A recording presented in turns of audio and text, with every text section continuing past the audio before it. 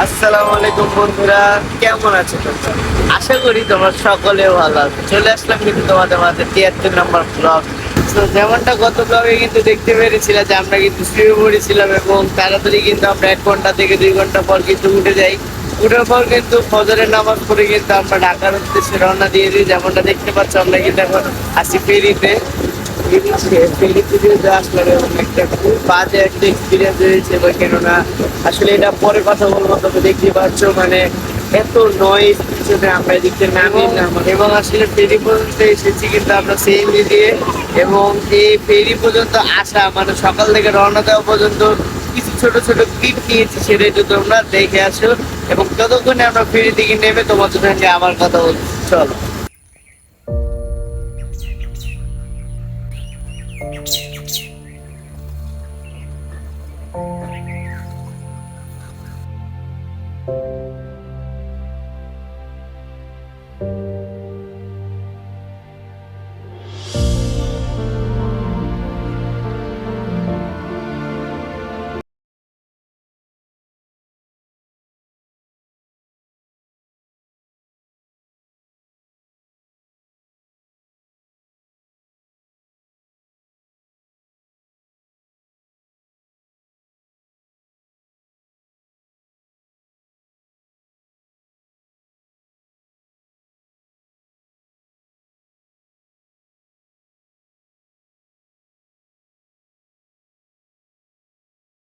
তো যেমনটা দেখতে তো পারলো অনেকগুলো ক্লিপ আসলে সকালের ভিউগুলো কিন্তু অনেক ভালোই লাগতেছিল। এবং দেখতে পাচ্ছি কিন্তু আমরা আবার তোমার এই যে বাসে উঠে গেলাম, কেননা যে আমরা ফেরি পর্যন্ত যে আসলাম সিএনজি দিয়ে, আসলে রাস্তাটা এমন ভাঙ্গা ছিল এবং আসলে ঘুমেরও দরকার। সবকিছু মিলে আমরা ফেরি পার হয়ে যে বিআরটিসি যে এসি বাসগুলো আছে সেগুলোতে আমরা উঠে গেছি।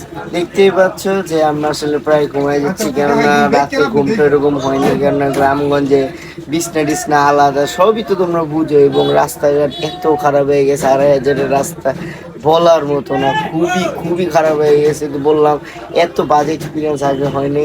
এবং আমরা এসে বিআরটিসি এসি বাসে উঠে গেলাম, তাড়াতাড়ি বাসায় যেতে পারলে হয়, কারণ আবার যাওয়া লাগবে চুড়াই নেই, ঘুম তো হবে না। তাড়াতাড়ি যত তাড়াতাড়ি যাবো তত তাড়াতাড়ি আমাদের জন্য ভালো। তো চলো, আমরা আমাদের যাত্রাপথ 20 মিনিট পর শুরু হবে, আমাদের সঙ্গেই থাকো, দেখো সামনে কি হয়, চলো।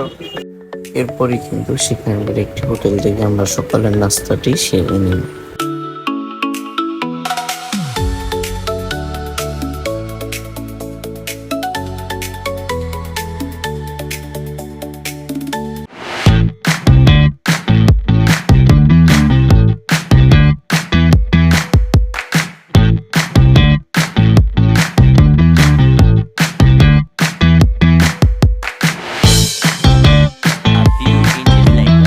গুলিস্তান পর্যন্ত পৌঁছানোর পর কিন্তু আমরা দেখে ফেলে যে গুলিস্তানে কিন্তু একটি হাটের মতো বসে আছে, যেখানে ম্যাক্সিমাম মুরগির ইয়া ছিল, কবুতরও ছিল। এবং এখানে কিন্তু আমরা দেখতে পারি মুরগি, মারামারি মুরগিরও দেখতে পারি।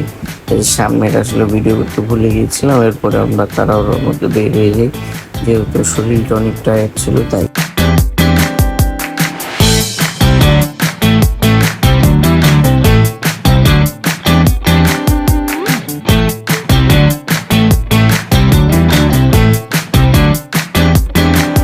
তো যেমনটা দেখতে পাচ্ছ বাসায় চলে এসেছিলাম, ঘুমিয়ে পড়েছিলাম, তাড়াতাড়ি চলে যেতে হবে নামাজ পড়তে। চলো বাকি কথা তোমাদের সঙ্গে সামনে যেয়ে বলতেছি বা ওখানে যেয়ে বলতেছি, চলো।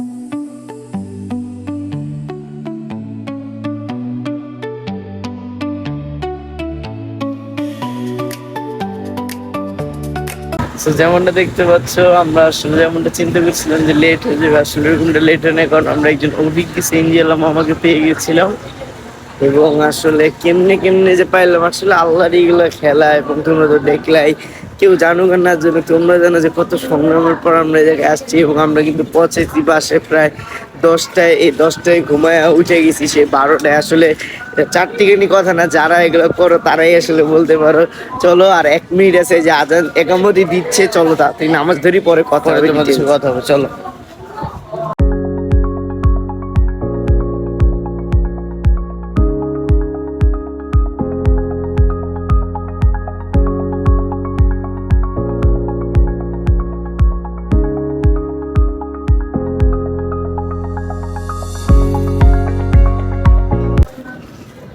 সো যেমনটা দেখতে পাচ্ছ নামাজ কিন্তু শেষ, আমাদের সব কিছু শেষ। চলো বাসায় চলে যাই, আমরা কিন্তু নাস্তা টাস্তা খাইনি, তাড়াতাড়ি চলে যাব বাসায়। যে শরীরটা খুবই টায়ার্ড, বাসায় যে তাড়াতাড়ি চলে যেতে হবে এবং তার আগে যে নাস্তা খেয়ে ঘুমিয়ে পড়তে হবে, কারণ শরীরটা খুবই টায়ার্ড। তোমরা কথা কণ্ঠস্বর বুঝে শুনে বুঝে ফেলেছো যে শরীরটা কতটা টায়ার্ড। এবং নামাজটা কোনো মতো হলে পড়লাম, পড়ে এখন তাড়াতাড়ি সিএনজি নিয়ে দৌড় দিতে হবে বাসায়। চলো তাড়াতাড়ি বাসায় চলে যাই, খাওয়া দাওয়া করে প্ল্যান করবো আজকে কি করা যায়। চলো।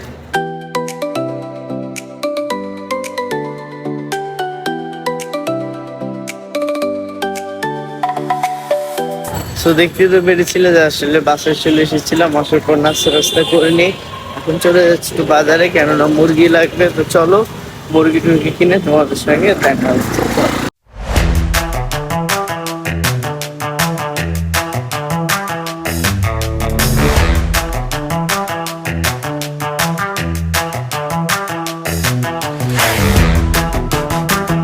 সো যেমনটা দেখতেই পেরেছিলে, কিন্তু আমি কিন্তু বাজারে চলে গিয়েছিলাম মুরগি আনতে। মুরগি কিন্তু আনার পর কিন্তু আমরা ঘুমাই যাই, কিন্তু বাসা আসার পর আর চোখ খোলা রাখতে পারি না।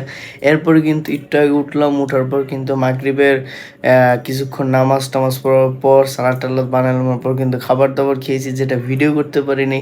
এবং আসলে ঘুমাইছি এবং সকাল থেকে নাস্তা খাওয়ার পর খিদা লাগছিল, তাড়াতাড়ি খাওয়া দাওয়া সেরে নিছি। এবং দেখতে পারতেছো আমরা কিন্তু রেডি, এবং রেডি হয়ে গেছি। কেন তোমরা অনেকে হয়তো আন্দাজ করে ফেলেছো যে আমার ফুপ্পা যেহেতু সে অসুস্থ এবং ইতিমধ্যেই তার ডিসচার্জ দিয়ে দিয়েছে অনেক দিন পর, প্রায় 20 দিন পর তাকে বাসায় যে নিয়ে গিয়েছে আমার ফুপ্পু। তাই আমরা চিন্তা করলাম আমরা সপরিবার সহ দেখে আসি তার কি অবস্থা। আজকে কিন্তু আসলে আর হসপিটালে যাওয়া লাগবে না, যেমনটা শুনতে বললাম ডিসচার্জ হয়ে গেছে। আজকে কিন্তু তাকে সুন্দর মতো বাসায় নিয়ে যাওয়া হয়েছে। তার মানে তোমরা একটু বুঝতে পারতেছো সে কতটুকু একটু সুস্থ হয়েছে। আশা করি তোমরা সকলে দোয়া করবো। তো চলো তাড়াতাড়ি আমরা কি চলে যাই, তাই কেননা অনেক বেজে গিয়েছে, আসতে হবে। এবং ওই জায়গাটা যেহেতু উনি পেশেন্ট, তাকেও বেশি বিরক্ত করা যাবে না, যেতে হবে। দেখে আমরা আবার চলে এসে পড়বো, চলো।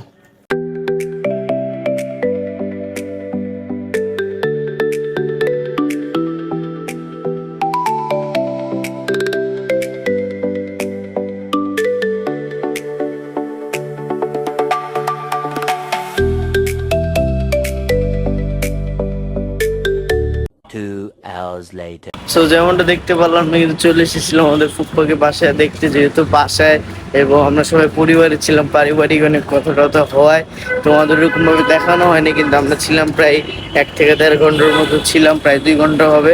চলে যাচ্ছি বাসায়, কেননা গেট লাগাই দিবে। তো চলো চলে যাই বাসায়, বাসায় যে তোমাদের সঙ্গে বাকি কথা বুঝিয়ে বলছি, চলো।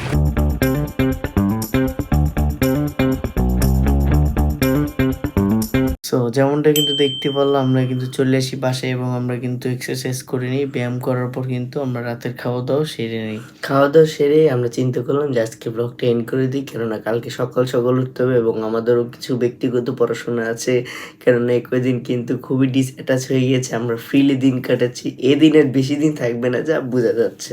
যাই হোক, তোমরা যেমনটা তো আজকে ভিডিওটাতে দেখতে পারলে, আজকে কিন্তু সকালে কিন্তু আমরা ঢাকার বাইরে থেকে চলে এসেছিলাম। এবং আসলে সকাল তোমাদের ওইরকমটা সিন না দেখালেও কিন্তু আসলে কিন্তু মানে আসাটা একটু কষ্টকর ছিল না অবশ্য। কারণ ওই যে মূলত ছিল কষ্টের রাস্তাটা ছিল ওই যে সিএনজি দিয়ে 2.5 রাস্তাটা। এরপরে কিন্তু আমরা এসি বাসে উঠে গেলাম। এসি বাস কিন্তু আমরা 1 ঘন্টা 20 মিনিটের মধ্যে চলে এসেছি ঢাকার গুলিস্তানে। গুলিস্তান থেকে একটা রিস্কা নিয়ে এখানে চলে আসলাম। আসলে দেখতে তো বলার পরে নামাজ পড়তে গেলাম, এরপরে আমরা খাওয়া দাওয়া করে এরপরে ওই যে আমার ফুপ্পাকে দেখতে গেলাম। এই তো আজকের ভিডিওটা তো এখানে দেখতে পারলে। এবং আসলে অনেক কিছু স্পেশাল হয়তো কিছু করতে পারি নাই, কেননা যেহেতু দেখতে পাচ্ছ আসলে দৌড়ঝাঁপের উপরে আছি। তাই আসলে একটা মানুষের লাইফে প্রতিদিন স্পেশাল কিছু হয় না, কোনোদিন ভালো কিছু হয়, কোনোদিন খারাপ কিছু হয়, কোনোদিন মাঝখান মানে মিডিলে কিছু একটা। ওইটাই আমাদের লাইফে চলছে। কোনোদিন তোমাদের দেখাচ্ছে অনেক ভালো কিছু, কোনোদিন দেখাচ্ছে একদম মিডিয়াম, কোনোদিন দেখাচ্ছে কিছুই না। সো দেখতে তো পারলে আজকে ভিডিওটা, তো তোমাদেরকে অসংখ্য ধন্যবাদ এই পর্যন্ত দেখার জন্য। তো আজকে পর্যন্ত এই পর্যন্তই। ভালো থাকবো, সুস্থ থাকবে এবং আমাদের জন্য দোয়া করবা। আসসালামু আলাইকুম।